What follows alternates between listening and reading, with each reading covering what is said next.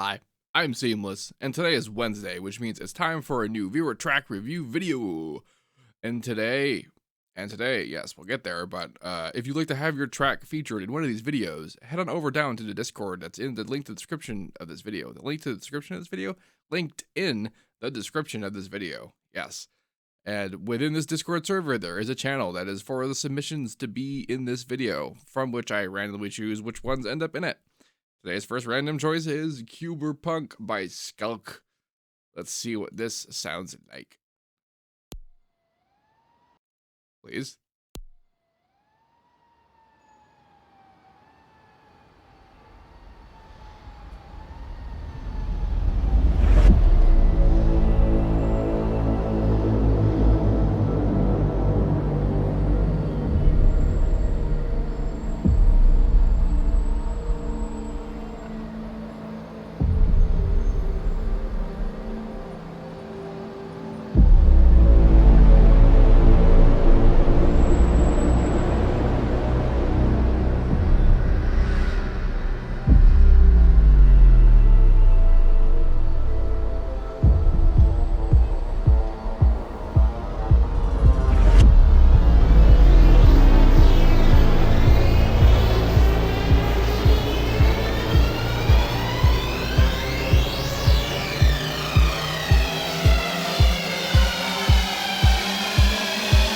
Time to drop a sick fucking beat.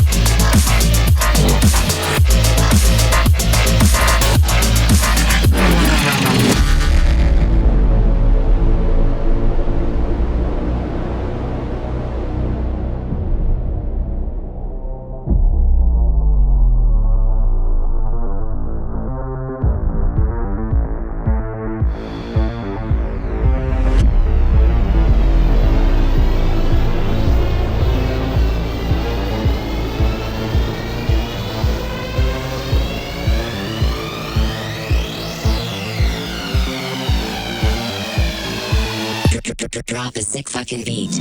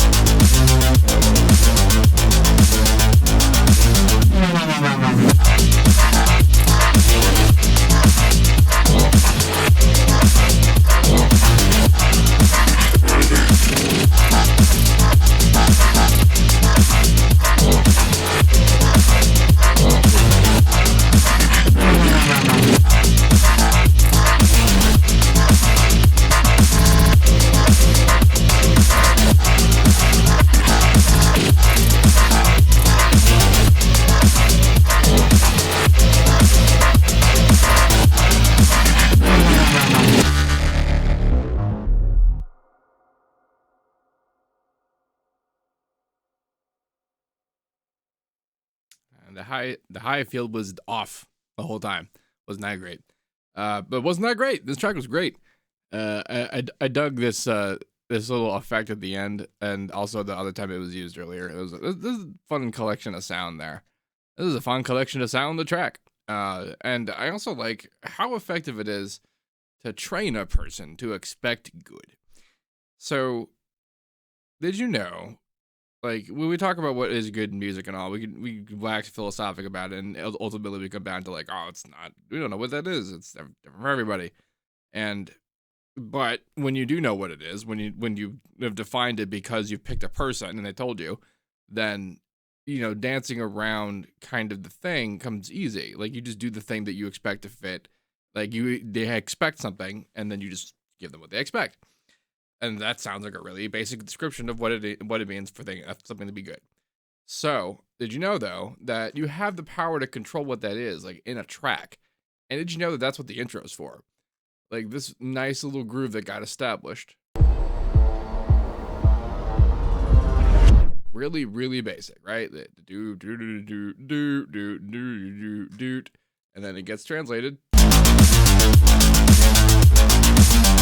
By the time we get here, we've heard it enough times.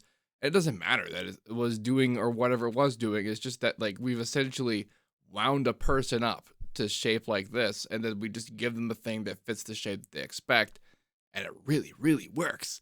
It works really well. It feels good when you do that. Just very, very well done on that. Like, I like a well executed riff. I like A parts and B parts well enough, but I feel like these two things could have been more intertwined. Like, some bit of this sound design could have been in there. Like, when truck puncture is pretty much the closest thing to this I've done. And when I was trying to do the A part, or the B part rather, what I sort of did was, like, there was a sound in the A part that was basically the main focus, and then there was secondary stuff that was like the fills. And then I just inverted that. I also wrote different parts and whatnot, but like primarily the sort of the focus which I would write would be that the main things became like the fill stuff, and the fill stuff became the main things. So that's how you end up doing like A parts and B parts that get represented like this. Like, this clearly is the main, and this clearly has its main thing, which is also really cool, fun expression of stuff. Then you just kind of flip flop them, but you don't not have them in both bits, because if you could extend, like, you have your choice. You can blow your whole load and have all your complexity all at once, all at the same thing. But then you can't. You either mash that with increasing complexity, which is just a ton of work, and also runs the risk of being a problem, like quality wise. Or you just have the same amount of thing the whole time, and it doesn't even feel like you're that complex because you've just done it just for the same thing for so long. But this way, you get to do a little bit of both. You get to leverage the full complexity of your track at all times, but you're kind of doing it on like an angle. The angle being like the thing you're picking to be the main element, and just kind of inverting that around on the B part instead of going completely different, which is fine. I'm not saying don't do that. I just would prefer the opposite because I like complexity. But not everything's gotta be like that, and this track works fine the way it is. Also hit well, had good sub, all around quite nice. Good job, Skullk.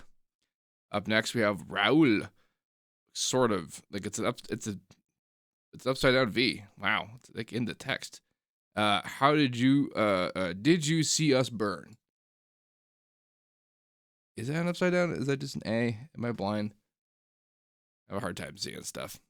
Plus, the monitor's really far away. I gotta try making this room make sense. All right, let's see what this sounds like. Hit and stop. Okay, and here we go.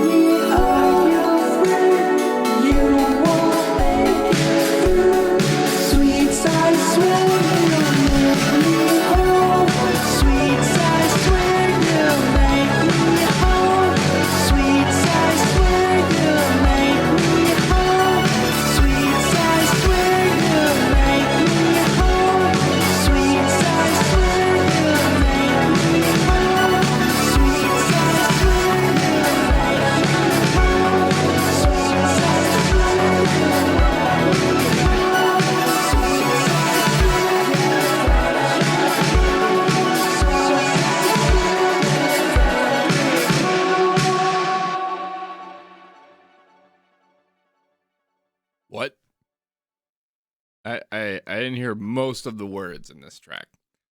And either there were words. I deciphered some of them. It's just a lot of echo. All right, so the leveling situation in this track is very interesting. We can plainly see that there is not a sub in this. However, the fact that there isn't a sub is one of the reasons the mix is able to work, like, at all. I say at all because the mix does work. It feels extremely timely, like timely. It feels like a period piece. It has that vibe of the 80s up into including the mix being a kind of way, being a kind of not with sub, but how loud the fundamentals and the voices were interesting. This is where interesting is the word applied, because I don't know if this is really good or bad. Like, you didn't really see this a lot in the stuff back then for similar reasons. Like, it just wasn't this up front. But if it was not this frequency that was up front. It'd be the higher stuff, the stuff up here. And if there wasn't, there'd be stuff up there to kind of balance it. And because there isn't, my recommendation is that you just turn this bit down. The EQ is very much that. It looks a little bit like they got boosted. Maybe just don't boost it. I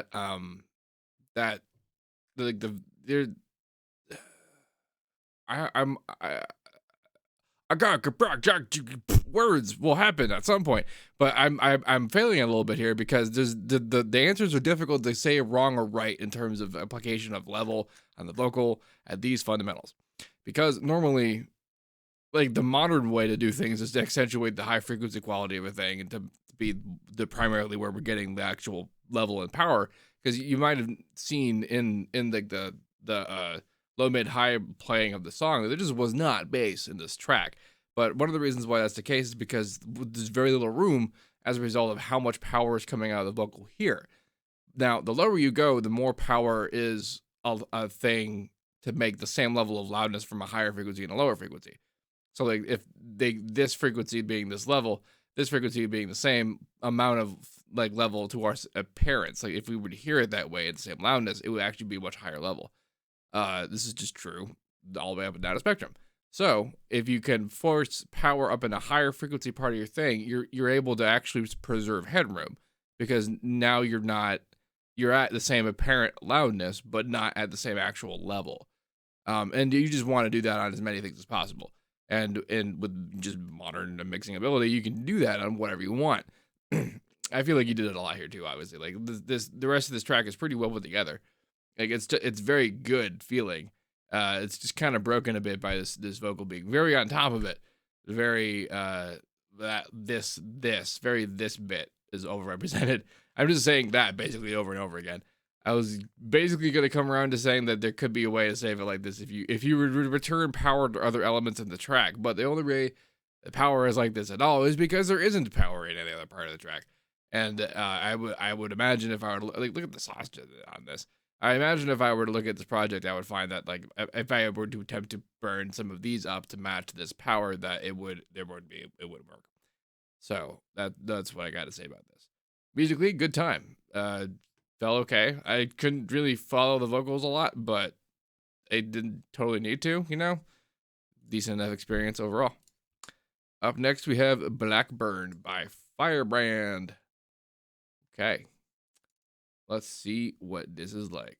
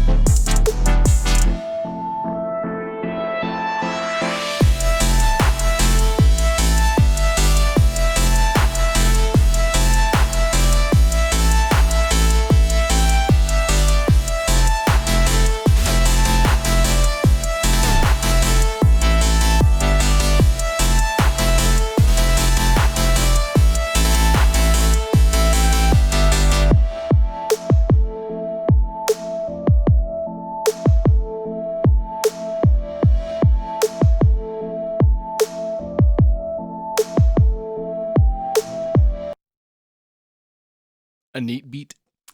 So rhythm wise, this is pretty on point. The switch up was nice. This is just a straight repeat. If this was like a whip and there was something about to be on top of this, that would make sense, like a vocal or a lead or something. There was an actual lead. This other thing, this lead, the main deal, just kind of sounded like the Jeopardy theme.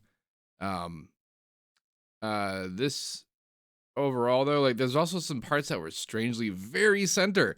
Like this track has stereo presence to it, but a lot of the time the track spends some time being pretty mono, and it's interesting. The power though is there to make up for it. Like the width is not, it doesn't feel bad. Like it is a pretty decent time all around. It doesn't move around a lot. Like the motion of what is here, like kind of stays the way it is the whole time, doesn't it? Like the switch up happens, but then the switch up happens again the same way. Slightly more variation wouldn't hurt. When I'm doing stuff like this and I make sounds like this, one of the things I look for is that this behavior in any way alters sometime. Sometimes it'll have to stay the way it is for it to have whatever value it has for the moment. And that just means that you got to pay attention to the values of whatever parameter alters that particular configuration at the moment. And just set it to be the thing that's doing it for when it needs to do it, and then change it to be something else for a moment later. And I bring it up because it's like leaving a naked phaser on something and you just hear it on the whole time traveling. It doesn't. One day I'll figure out the word that describes the way I don't like that. But suffice to say, I don't like that. And this is kind of like that. It's not completely that. Like this is a little bit more like a permanent EQ change. It's just a little bit too specific, and it comes out like that. And it's a little bit in that direction, but it's not as bad as that is all. Overall, decent doing. Cool times. Up next, we have Electron by Vapaa. Or wait, it's Vapaa by Electron. It might be the other way around. It's the thing says Vapaa. Isn't that the name of a planet in Dragon Ball? That's Vampa. Alrighty, let's hear.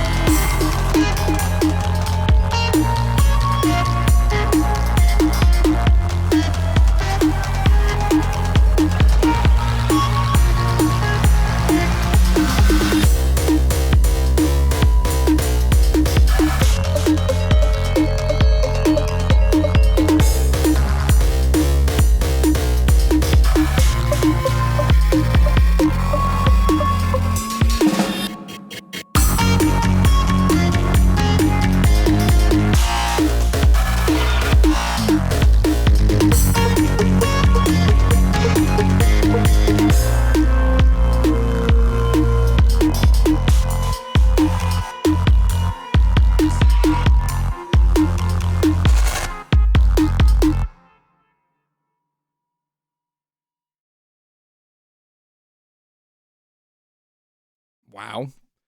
So a lot of that was really cool. Like it had a pretty sweet, like in silico vibe, doing the real version almost. And then it got off.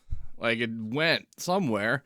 It felt like it was about to break down into something, and then it kind of eventually did. But it was odd in a way that when I eventually felt the whole thing out, it doesn't seem that odd in comparison. But when it was happening, it felt very disorienting and throwing, which is interesting because normally if that would be the case, like I'd be like, okay, that wasn't great. But like having experienced the whole of it, I go, okay, that made sense, and I see kind of the coolness to it. That's just being thrown into it though. I wouldn't know what to expect. But like I like the effects. I like the vocal work on it. Like with the vocoding, that's pretty sweet. Really good application of it.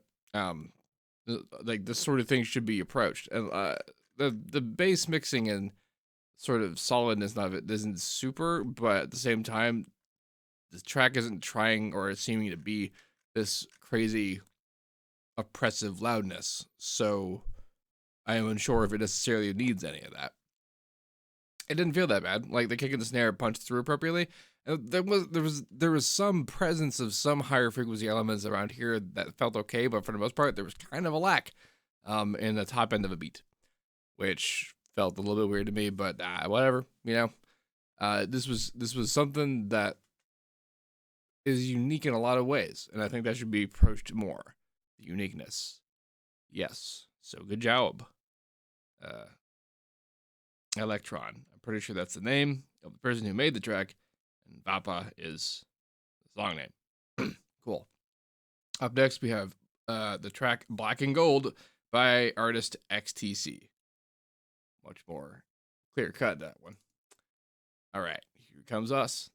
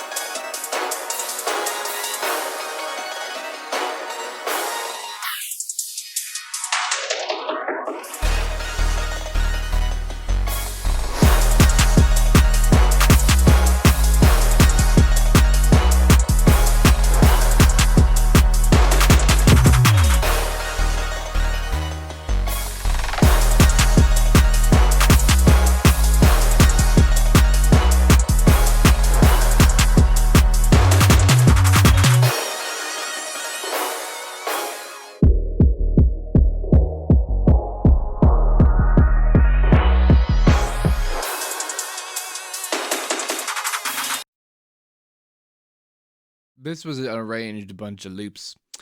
It came off that way and it came out that way. Very untechnical, very like, although having said that, this is one of the ones so far that's had good sub. The presence and portion of that was pretty well fine. The power of all that was also fine. The kind of just the loops it chose and the doings is also fine. This is very okay, but it's just not a lot of anything. It's not a lot of doing that's going on. If this was an attempt to establish that you could do this, congratulations, you have. What are you going to do with it? Is my question. But good effort coming in. Is this a beat for a vocal? This is definitely a benefit for one. I'm starting to see why labels are always recommending that. Like that was my primary experience being on a label and working with like music proliferation efforts at all. Like when I put demo projects and got that into FL, the first thing they did was like, "Are you get vocals?" And then they offered Vila, and that like in labels like I made a bunch of songs and it's like, oh, you can collaborate with vocalists, and it's not at the time I read this and they had straight up told me that like, yeah, those songs all perform better. But I think it's mostly just that it's easier to make better music when there is a point that you can look at and work around that you aren't necessarily in control of. You know, it's a little bit like a second opinion that's built into a track. That I think has a correlation to just having been written better musically for there to be that extra element. I think if we were to work that around to see if we compared like lead driven music to not lead driven music, be interesting to see the divide also in lead driven but vocal or not. I'm sure there's been work on that. I wonder. I'll have to check. But yeah, a lead element is what this track really needs. Coming up next, we have Forward Cannons by Duvaichon.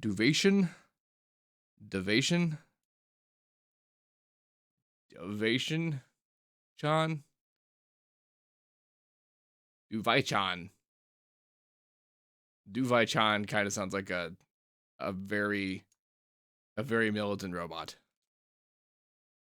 Summon Duvaichon. Forward Cannons. Name. All right, cool. Do it.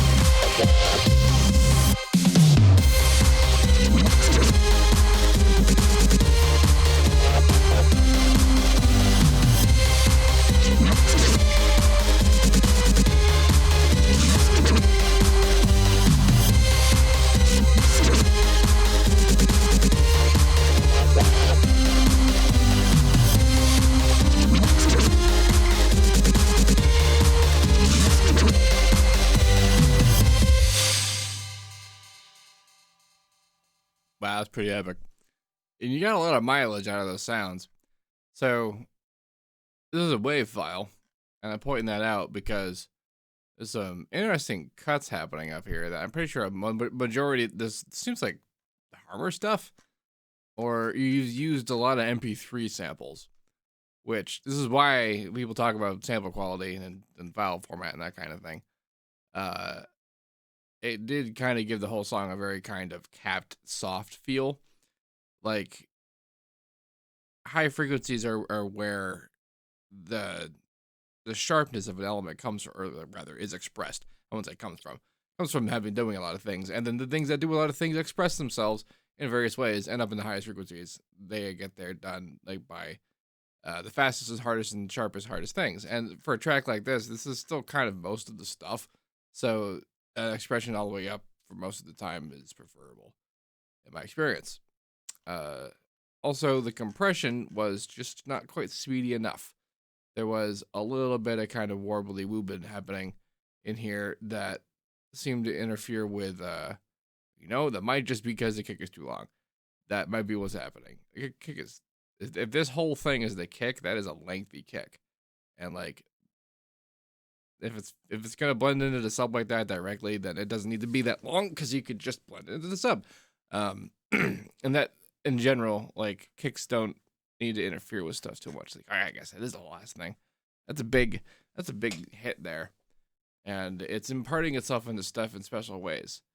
Like, I wonder if we can see it. I was thinking it near the end because near the end, stuff started to come to a head, and other than just using sidechain, like, I don't know how many things are being sidechained directly, or how many things are being automated, or just not triggered to play. But the warble comes in, and that, like, if you're wondering, like, when you're compressing stuff and you can hear that windy kind of like not clean feeling, if you're wondering how to deal with that, like, it's a speed question. It's specifically that it's happening fast enough that it can be expressed in the lowest frequencies. And in the case of this kick, like, it's the rate is this, from this moment to here and then to here, like, that's that rate. And if it were to keep going, it'd just be and combined with the compression kind of reacting to as much stuff that's happening around here, there's just an extra amount of that going on, and that's the windiness. It's at a speed, and it can be represented happening in a frequency if it's fast enough. And then so you solve it by either slowing it down enough that it doesn't do that, which can sound good or bad, or you speed it up so that it does it, but it does it so fast that it blends with stuff. And that's not that difficult. You just turn down the release time so that it's pretty burny, and it solves that right up. It's a big reason why saturation is used as an element in mastering for loud stuff, because it does the job and it does it perfectly. And by perfectly, I mean it does it instantly. Not necessarily perfectly. It's distortion, essentially. So it does create kind of problems in itself, but the whole point is that it is fast enough that it's not going to cause warble. Things will move as coherently as you made them move before you made that move. And I like the overall, like, arrangement of this whole experience. Like, it was basically the same thing twice, but it felt epic enough that I didn't notice it as much as the previous tracks that are kind of like that. Coming up next, we have Life in Metro by Resonance. It does a little look like a Sonic level, doesn't it? All right, let's see what you were like.